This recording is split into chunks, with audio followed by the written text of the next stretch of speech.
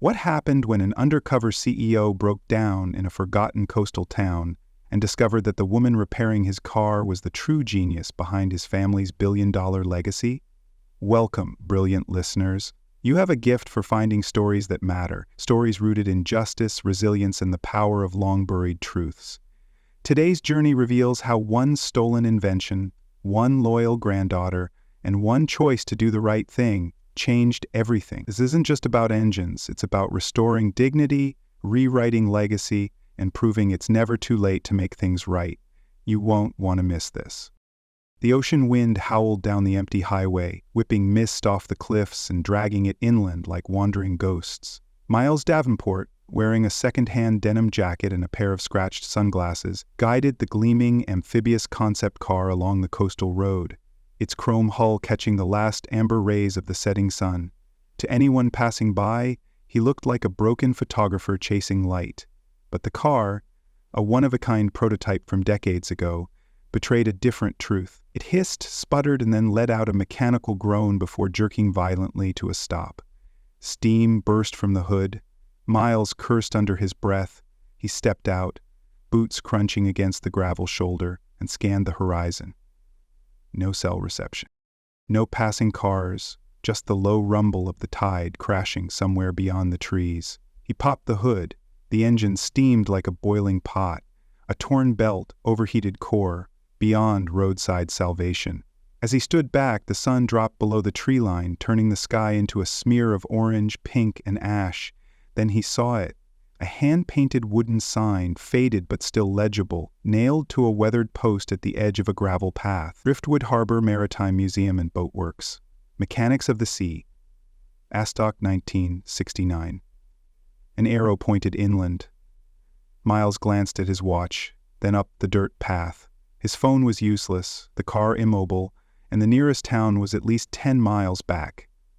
He grabbed a worn canvas bag from the trunk, slung it over his shoulder, and started walking. The trees closed in quickly, and the air smelled of salt and sawdust. A single hanging bulb outside the boathouse flickered in the approaching dusk. The building looked half abandoned, its wooden slats grayed with age and paint peeling from the trim, but the windows glowed faintly with warm light. A tattered sign on the door read, "Open when we feel like it, closed when we don't." Miles smirked. A bell chimed faintly as he pushed the door open, stepping into the faint scent of oil, brine, and possibility. This wasn't the kind of place listed on GPS or Yelp. It was the kind of place you found by accident, when something inside you, something mechanical or otherwise, broke down. And for the first time in years, Miles felt something that couldn't be ignored. The uneasy twinge that maybe, just maybe, this breakdown wasn't a mistake. It might be exactly where he was supposed to be. Inside the boathouse, the air was a mixture of old salt, motor oil, and history. Tools hung on the walls in perfect order, some gleaming and modern, others aged and heavy, their wooden handles worn smooth from decades of use. The space was dimly lit by hanging Edison bulbs, casting golden pools of light over scattered workbenches and the hulls of partially restored boats. At the center, hunched over a rust-streaked outboard engine, was Clara Whitaker. White-haired, compact, and wrapped in a grease-streaked flannel shirt. Her hands moved with calm precision, not rushed but assured, as though she'd known engines longer than she'd known people. She didn't look up as Miles stepped inside. Instead, she gave a brisk "we're about closed," and wiped her hands on a rag that had long lost its original color. Her eyes flicked to him, piercing, mechanic sharp. "Let me guess. Belt snapped? Overheated block?" Miles blinked. "How did you—" She gestured toward his bag. "That bag's too clean for a mechanic, and your boots are city-stitched, but your hands are calloused. That car out there? She's older than you are. You're either lost, lying, or desperate." Before he could answer, a quiet voice floated in from the back of the room. "He's all three." Tessa Whitaker, late 20s, sat on a stool near a drafting table. Dark curls pulled into a bun, oversized hoodie smeared with graphite and paint. Her fingers clutched a sketch pencil, but her gaze, direct and intelligent, locked with his. She looked at him like a mechanic diagnosing a broken carburetor. Then she returned to her sketch pad, uninterested in further conversation. Clara straightened slowly, wiping her hands again. "You'll have to leave the car for the night. I can tow it in and take a look at first light. Miles tried to protest. I can pay whatever it takes. Clara waved a dismissive hand. Not everything is about money. Do you need a place to stay? There's a motel just up the road, clean enough. I'll have your car waiting by morning. Something in her tone, quiet steel, left no room for argument. Miles found himself nodding, surprised at how quickly he'd fallen into step with this no-nonsense woman and her silent, sharp-eyed granddaughter. As Clara walked toward the old tow truck, Miles took one last look at Tessa, still sketching in the corner, her hands stained with pencil lead and ambition. Neither of them knew yet that their lives were about to change forever. The rain started just after Miles settled into the sparsely furnished motel room, drumming against the window pane with steady insistence. The room smelled faintly of bleach and sea air, clean but impersonal, like a place meant to be forgotten once you left. He dropped his bag onto the creaky chair, kicked off his boots, and sank into the bed, feeling every bone protest after the day's events. That's when he saw it, a black, spiral-bound sketchbook sitting neatly atop his duffel bag. Tessa must have left it in the truck when she gave him a ride. He picked it up, intending to flip it shut and leave it untouched, but the weight of it, the feel of thick paper, the smudges of graphite on the edges, called to him. It wasn't just a book. It was a voice that had been speaking even when she hadn't. He opened it hesitantly. The first few pages were what he expected: mechanical sketches, boats, classic car frames. But then the lines grew more intricate. Pages bloomed with hybrid engine blueprints, propulsion systems, aerodynamic modifications that blurred the lines between land and sea travel. There were annotated notes in tidy block lettering, equations calculated by hand, and design specs that looked eerily similar to a problem his R&D team had been trying and failing to solve for 2 years. One page made him sit upright, a self-cooling system for lithium-ion batteries integrated into a marine chassis. His engineers had dismissed that idea as impossible. Tessa had solved it with pencil and graph paper. As thunder cracked outside, Miles flipped further. Mixed between the sketches were fragments of journal entries, raw, quiet revelations. Grandma's cough is worse today. She still says it's just the weather. Applied for the Davenport internship again. Rejected. Again. If I could leave this place, I might have a shot. But she's all I've got. The last one was underlined. Miles exhaled slowly, the storm outside echoing the one beginning to churn in his chest. This wasn't just talent, this was a buried mind, held back by circumstance, loyalty, and maybe something much deeper. He stared at the open sketchbook for a long time, then closed it gently and set it on the nightstand like something sacred. Tessa Whitaker didn't need his company's validation. His company needed her. And if she was half the innovator he now suspected, then tomorrow wasn't going to be about fixing a car. It was about rewriting everything he thought he knew. The morning broke clean and bright, as if the storm had rinsed the town of all its dust and silence. Miles returned to the boathouse just after sunrise, the sketchbook tucked carefully under his arm. He rehearsed what he might say as he walked, the right combination of apology, awe, and truth. But when he stepped through the garage door and found Clara already working beneath the hood of his car, the words vanished. Tessa stood nearby, arms folded, her jaw tight as steel. "You have something of mine," she said, her tone flat. Miles nodded and held out the sketchbook with both hands.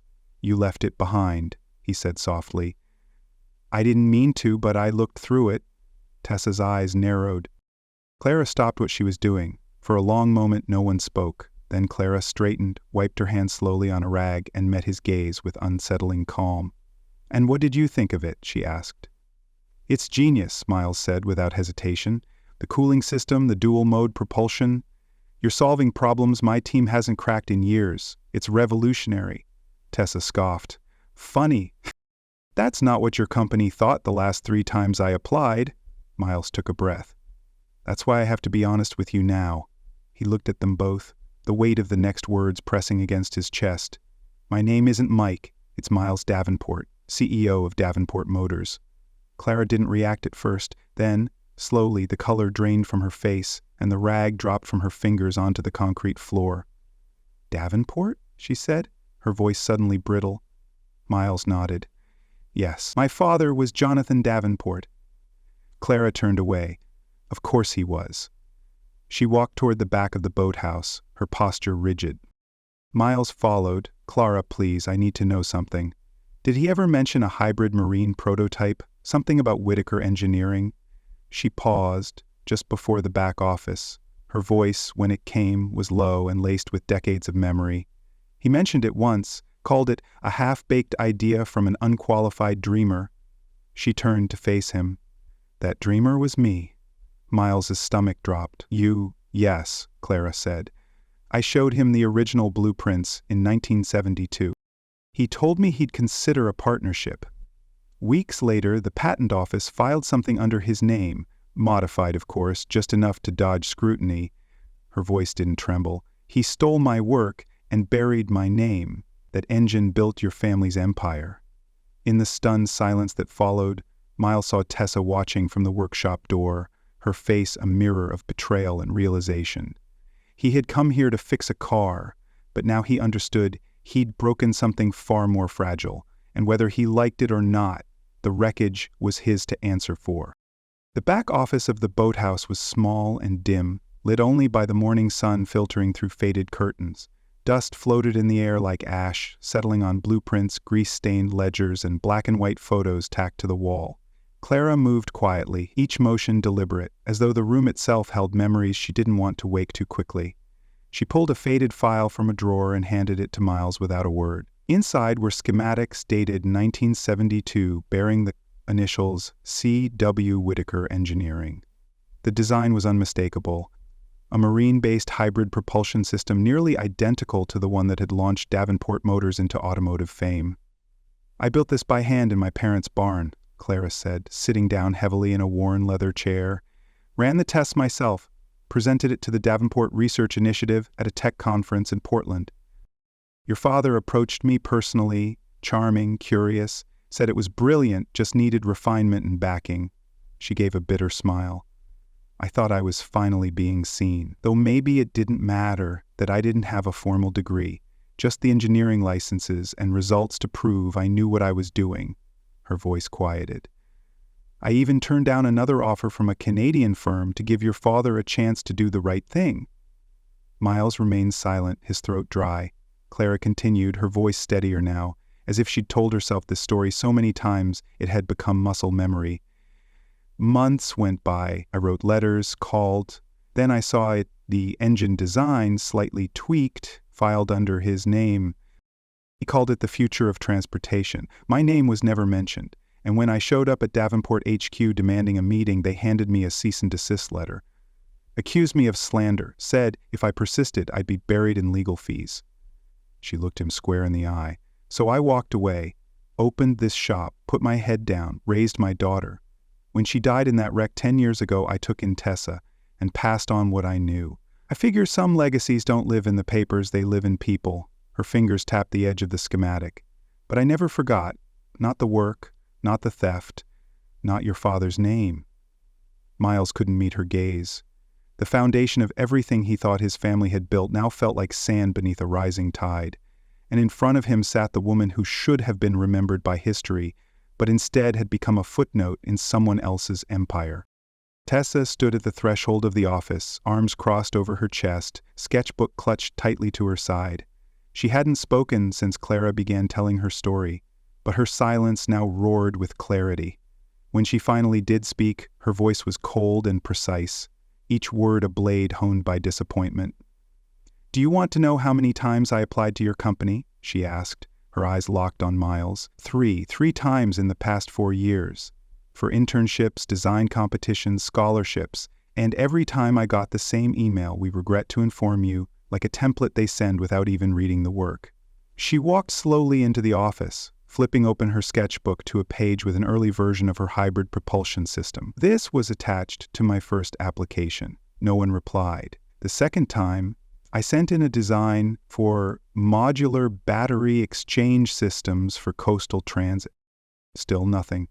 The third time, I got a rejection, signed by someone who probably didn't even know what she was looking at. She looked at Miles, not with hatred, but with something worse. Disappointment rooted in the kind of hope that had been betrayed too often. "I thought maybe I wasn't good enough," she continued. Maybe I didn't have the right degree or the right voice or the right name. Her voice cracked ever so slightly. Now I know I had the wrong last name. Clara reached out and gently rested a hand on her granddaughter's shoulder. But Tessa didn't move. You rejected my work without knowing it was mine. You rejected my name without knowing you owed it a debt. Miles opened his mouth, but no apology came. Nothing would have sufficed. Not yet. Tessa gave a bitter laugh. You came here to fix a broken car, and now you know your whole empire is riding on stolen blueprints and forgotten women.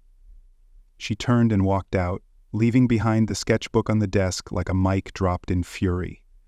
Miles stared after her, shaken to his core. He had expected resistance, maybe even anger, but he hadn't expected to face the truth in Tessa's words, that his family's silence had turned one woman into a ghost and another into an exile in her own potential. And if he didn't act now, he'd be no different than the man who built the empire on someone else's genius. The Driftwood Harbor Museum had never hosted anything like it. Rows of folding chairs were replaced with theater stepple seating, a portable stage erected beneath the old trawler display, and lighting equipment rigged by a professional crew gave the space a soft glow of anticipation. Locals filtered in, murmuring with curiosity as they noticed the out-of-place guests, suits, journalists, industry faces, usually seen on screens, not shorelines. At exactly 11 o'clock IEM, the lights dimmed, and Miles Davenport stepped onto the stage, no longer in a denim jacket and dusty boots, but in a crisp navy suit that carried the weight of legacy and reform. He didn't start with a pitch. He started with a photograph, projected large on the screen behind him. It was a black and white image of Clara Whitaker, barely 30, standing beside a test rig for a hybrid marine engine. Her name clearly etched on the drafting sheet she held. 50 years ago, Miles began, this woman changed the way the world could move. She engineered a system that would later become the foundation of my family's success. And she did it without a corporate lab, without millions in funding, just intelligence, grit, and vision. The room fell silent, but her work was stolen, silenced, buried beneath legal threats and institutional arrogance. Today we change that. Gasps echoed when the next slide showed blueprints bearing Clara's name and the patent date that preceded his father's own. Effective immediately, Clara Whitaker is officially recognized as the inventor of the Whitaker hybrid marine drive. Davenport Motors will pay all retroactive royalties due, and we will establish the Whitaker Engineering Fund to support under-recognized inventors. The applause started hesitant, then built to thunder. But Miles wasn't finished. He looked toward the second row, where Tessa sat frozen, hands white-knuckled in her lap. And some legacies don't skip a generation, he continued. Tessa Whitaker's hybrid propulsion system is more efficient, more elegant, and more scalable than anything my R&D team has produced in the last decade. So starting today, she will lead our new Sustainable Innovation Division. A spotlight snapped to her. Tessa blinked, clearly stunned, the weight of 100 rejections colliding with one moment of recognition. Miles offered his hand from the stage. She rose slowly, walked up, and took it. Not with a smile, but with fierce composure. The cameras flashed, the crowd roared, and in the background Victor Lang, CEO of Voltage, stood with arms crossed, his jaw clenched, already calculating his next move. Miles leaned toward Tessa and whispered, just loud enough for the front row to hear, "This is yours now. You don't need my name to lead it." And in that moment, under the lights and history, a legacy was returned, and a new one began. 6 months later, the salty air around Driftwood Harbor carried a different kind of energy. Hope humming beneath the sound of boat motors and laughter echoing from the old museum, now reborn as the Whitaker Innovation Center. The weathered wood exterior had been preserved, but inside the place pulsed with life. Clara's once dusty workshop was now a hybrid lab and classroom, where she taught high school girls to identify torque issues by feel, not just by reading schematics. "If you don't listen to the engine, it won't talk to you," she would say, handing a wrench to the next pair of eager hands. In the adjoining space, Tessa worked at a sleek drafting table, surrounded by 3D models and projection screens, still scribbling with pencils, but now refining a prototype that would debut at the International Marine Expo in Seattle. Her sketches no longer sat in forgotten corners, they now hung framed on the walls, beside plaques that bore her name. Miles visited the center once a month, often ditching his suit for overalls to help restore old electric boats, alongside Clara and her students. They welcomed him, not as a CEO, but as a man trying to rebuild something real, one bolt at a time. One afternoon, as the sun cast long golden lines through the boathouse windows, a young girl hesitated at the entrance. She clutched a notebook tight to her chest, peeking through the door like she didn't belong. Tessa caught sight of her, crossed the floor, and gently said, "You build it, we'll look at it." The girl smiled shyly and stepped inside. At the back of the workshop, covered by a canvas tarp, Clara's original 1972 prototype now stood fully restored, its hybrid core purring quietly, finally alive. She stood beside it, her hand resting on the polished railing, eyes soft with something like peace. Miles joined her, nodding with quiet reverence. "He tried to bury this," he said, "but you made it bloom." Clara smiled, not with bitterness, but with grace hard-earned. "Some roots run deeper than time, and now we build something better." The story of Clara and Tessa Whitaker teaches a powerful lesson about integrity, recognition, and the resilience of forgotten talent.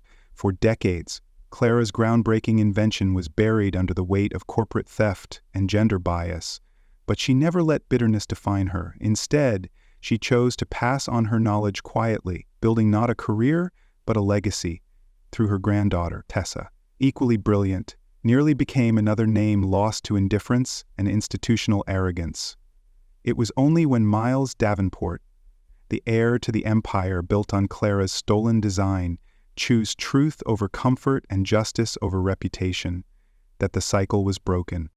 This story reminds us that the right thing is often the hardest thing, but it's never too late to do it. It speaks to an audience who knows what it feels like to be overlooked, and to those who wonder if change can still happen after years of silence. The answer is yes. Innovation can be rediscovered, dignity can be restored, and when truth meets courage, even old wounds can give rise to a new future. Legacy isn't just what you build, it's what you make right.